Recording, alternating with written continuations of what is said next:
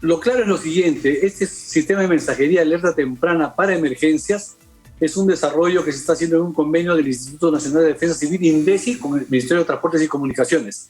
Aún está en posesión del Ministerio de Transportes y Comunicaciones y obviamente están realizándose las prácticas, los ejercicios, como hemos tenido la semana pasada. Estamos ahora, ayer ha habido un temblor muy intenso con epicentro en la zona de Chilca, y esto nos ha puesto otra vez sobre el tapete el tema de la amenaza de un terremoto de alta intensidad en Lima. Estamos conectados con el general Rolando Capucho, coordinador general del COEN. General, muy buenos días. Buenos días, Nicolás. Un gusto saludarte. La primera interrogante es la que, es decir, la semana pasada sonó en todos nuestros teléfonos la alerta temprana, ¿no es cierto? ¿Qué pasó en este caso? O sea, ¿en qué punto estamos con la activación de esta alerta temprana? Mira, Nicolás, lo claro es lo siguiente, este sistema de mensajería de alerta temprana para emergencias es un desarrollo que se está haciendo en un convenio del Instituto Nacional de Defensa Civil, INDECI, con el Ministerio de Transportes y Comunicaciones.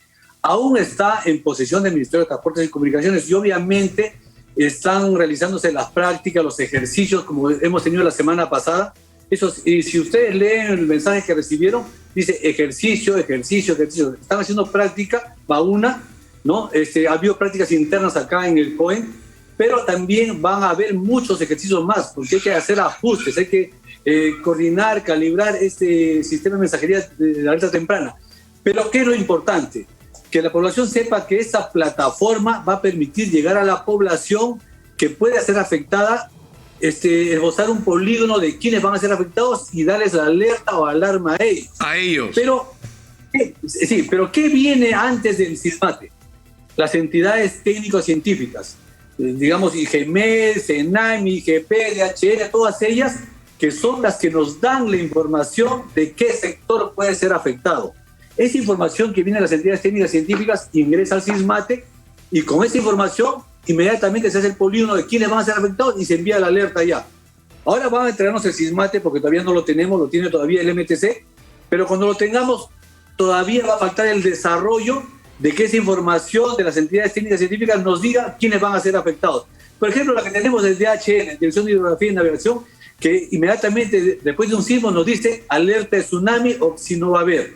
Y si nos dicen que hay alerta de tsunami, nos dicen qué sectores pueden ser afectados. Claro, Teniendo esta información, por ejemplo, ingresa al SISMATE, sectorizo en el mapa qué sitios pueden ser afectados por el tsunami y envío la alerta o alarma según corresponda.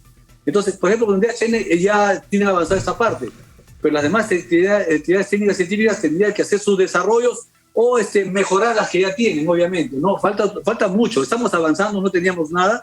Es un gran comienzo, obviamente la expectativa fue inmensa, muchos pensaban que esta alarma nos tenía que avisar segundos antes de que suceda el sismo y todavía nos falta mucho para eso. Es decir, de lo que nos falta, porque se supone que la clave acá, o sea, hay todo un mecanismo que usted ha escrito general, ¿no es cierto? Pero el origen es tener sensores que te permitan detectar el inicio de un sismo, para que en el momento que comienza un sismo, de una intensidad que se prevé va a ser intensa, en ese momento se activa la primera alerta, que es decir, acá hay un sismo y en ese momento todo ese mecanismo que usted describe se pone en acción, notificando a las personas que podrían ser afectadas en función del epicentro. ¿Esos equipos los tenemos? ¿Esos sensores los tenemos? Los tienen las entidades técnicas científicas y en mayor detalle las pueden dar ellos mismos. Sin embargo, lo que hay que precisar acá, que este SISMATE seguramente en los próximos días o meses nos van a entregar ya INDECI, ya vamos a tener la plataforma para recibir esa información de las entidades técnicas científicas. ¿Cuán precisa y cuán oportunas son esas informaciones? Eso lo tiene cada entidad técnica científica. Y esa información, cuando llegue, ya tenemos la plataforma para inmediatamente comunicar a la población. Falta completar ese desarrollo con las entidades técnicas científicas. Ahora, yo escuché a Pedro Ferraz, que es una persona que ha dedicado prácticamente su vida, desde que es hace décadas, está dedicado al tema de la prevención de desastres, y él decía que no era solo el tema de los sismos donde se podía hacer prevención de este tipo, sino, por ejemplo, en relación a los huaicos y deslizamientos, es decir, que están ubicadas en el Perú claramente las zonas de riesgo de derrumbes y de huaicos. Y que una de las tareas que hay no es solamente, evidentemente, el desplazamiento de poblaciones que están en zonas donde no deberían estar, o las obras de ingeniería para protegernos de los embalses, etcétera, sino el establecimiento de estas, digamos, sensores que permitan determinar en el momento en que se está produciendo una situación de riesgo de un huaico o de un aluvión o un deslizamiento, que se emita la alerta a la población que podría ser afectada. ¿Eso también se está trabajando? Claro, exactamente, Nicolás. Este sismate es multipeligro. Por ejemplo, si hay lluvias intensas en una parte de la sierra, obviamente Senami nos va a comunicar, y sobre todo la acumulación de agua por el nivel del caudal que va subiendo. Y esto podría generar la activación de 2, 3 quebradas. Entonces, esa información la vamos a tener. La activación de estas quebradas podría poner en grave riesgo a los centros poblados que están muy pegados a esas quebradas. Entonces, por ejemplo, al emitirnos esa señal o esa alarma o esa información, el Senami en este caso, nosotros usando el sismate podríamos trazar un polígono de los poblados que puedan ser afectados con la activación de estas quebradas y enviar la alerta en caso corresponda, o una alarma si ya es inminente la activación. Entonces, para eso sirve esta plataforma. Y como hemos mostrado, el Senami es el que nos da ya el nivel del caudal, la posibilidad de que se active una quebrada. Entonces, es muy complejo, pero se desarrolla naturalmente ya con el sistema creado. Ahora, el otro tema es el que vimos en pequeña escala el día de ayer, que fue este pequeño derrumbe en la Costa Verde, ¿no es cierto? Hubo un deslizamiento, cayó mucho polvo y provocó temor.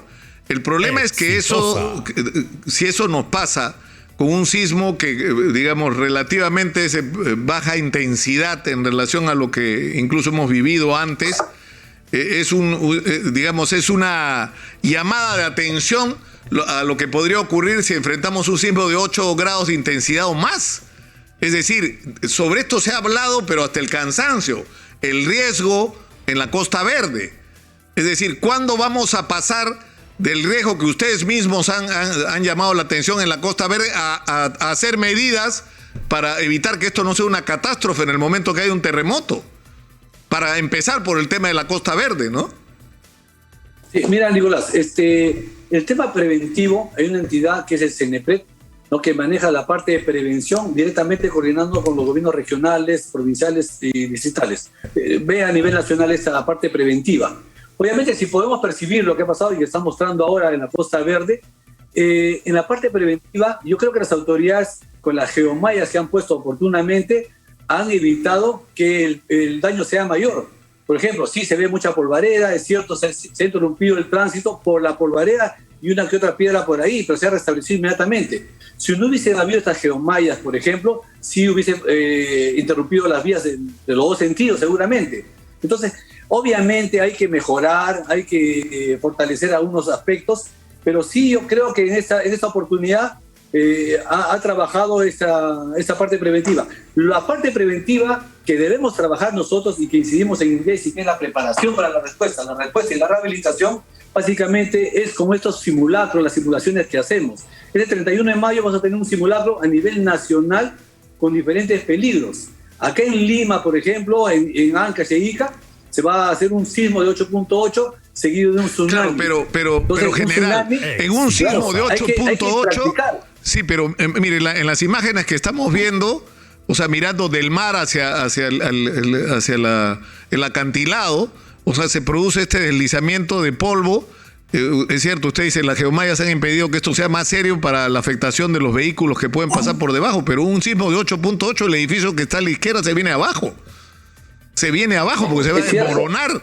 Entonces, ahora, esto que yo creo que ha sido muy gráfico ayer, es un riesgo muy grande en las zonas alrededor de Lima, donde viven cientos de miles, yo diría millones de personas expuestos a un altísimo riesgo. Nosotros estamos haciendo permanentemente la campaña de Salva una olla, para yendo a atender a los sectores más vulnerables que si no comen en la olla común no comen. Sí, y ahí en general hay que considerar eso es un peligro, pero hay responsabilidades en el manejo de las emergencias y la parte preventiva. No nos olvidemos que tenemos 5 niveles de emergencia. El primer nivel es responsabilidad distrital, del alcalde distrital con toda su plataforma de defensa civil, su grupo de gestión de riesgo de desastres. El segundo nivel lo maneja el alcalde provincial, el tercer nivel es regional. Tienen responsabilidades tanto preventivas como reactivas. Ellos tienen que trabajar permanentemente para evitar que haya este tipo de cosas como lo que hemos visto, o afectaciones a la vida y a la salud principalmente. Claro, el tema es que, claro, en el caso, por ejemplo, de la Costa Verde, yo he escuchado y he visto la propuesta que hace el arquitecto Ruiz de Somocurcio, donde, o sea, él dice que tú no puedes dejar en manos de que simplemente el municipio dé o no licencias para construir obras, que si hay un terremoto de más de 8 grados se va a venir abajo, ¿no? Porque está en el borde del acantilado, sino tienes que hacer todo un diseño de la Costa Verde construido bajo el concepto de que es una zona de alto riesgo. Entonces te prepara para ese riesgo. No solamente un terremoto de alta intensidad, sino incluso un tsunami. Y que puedes aprovechar ese espacio de una manera inteligente. Pero hay zonas alrededor de Lima donde se hacen, por ejemplo, muros de contención o simplemente no se hace nada y simplemente la gente está viviendo, exponiendo sus vidas en la eventualidad que haya un terremoto de este nivel, y lo que habría que hacer es trasladar a estas poblaciones a lugares más seguros y además, por supuesto, con acceso a servicios básicos que hoy no tienen. Agua potable, alcantarillado, acceso a todos los servicios de energía, conectividad, etcétera. O sea, como tú bien dices, Nicolás, general, me dice mi productora... Temas tan importantes, perdón, que te interrumpa, pero hay entidades que son responsables de esta parte preventiva. El CNP, como te manifesté, ellos ven todas estas cosas. Obviamente, cuando se hicieron los estudios científicos en el Instituto Geofísico del Perú, cuando se determinó que de todas maneras puede venir un sismo de 8 o a más, ¿no? Acá en Lima particularmente, eso antes ya se habían construido estas edificaciones. Ahora hay que ver cómo se resuelve esta parte preventiva para que cuando suceda no haya afectación ni a infraestructura ni a la vida de la salud. Entonces yo creo que con mayor precisión y mayor detalle el CNP te podría explicar esta parte, cómo está organizado, qué están haciendo, qué gestiones están viendo para disminuir esa problemática, ¿no? General, le agradezco mucho por esta comunicación, ha sido muy gentil. De igual manera, Lucas, Nicolás, un fuerte abrazo. Muchas gracias.